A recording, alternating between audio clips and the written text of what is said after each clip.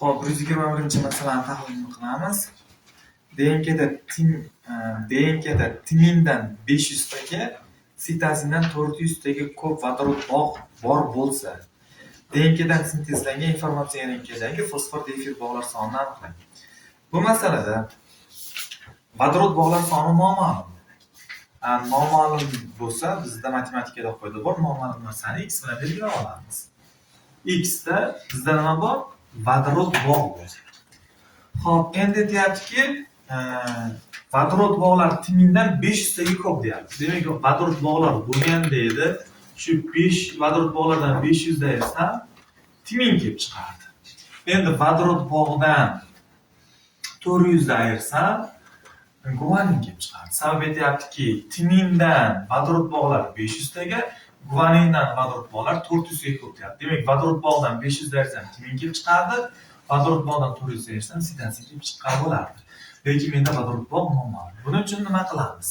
Bizda qoida bor. Timinni 2 ga ko'paytirsang, adenin bilan timinning o'rtasidagi vodorod bog'lar, guaninni 3 ga ko'paytirsang, guanin bilan sitosin o'rtasidagi vodorod bog'lar kelib chiqadi degan.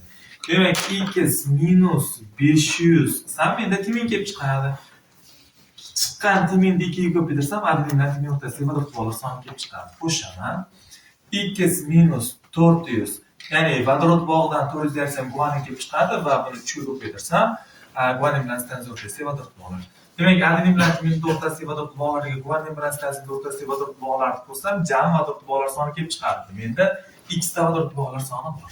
Demak, 2 ni x ga ko'paytirsam 2x minus 1000 plus 3x minus 400 degan x ta vodorod bog' bor.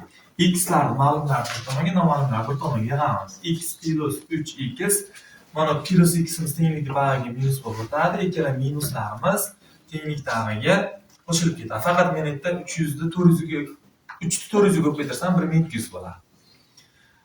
Xo'p, 1000 qo'shaman 1200. Xo'p, ayirsam 4x, ikkalasini qo'shsam 2200. X topadigan bo'lsak, x'imiz necha bo'ladi? 550.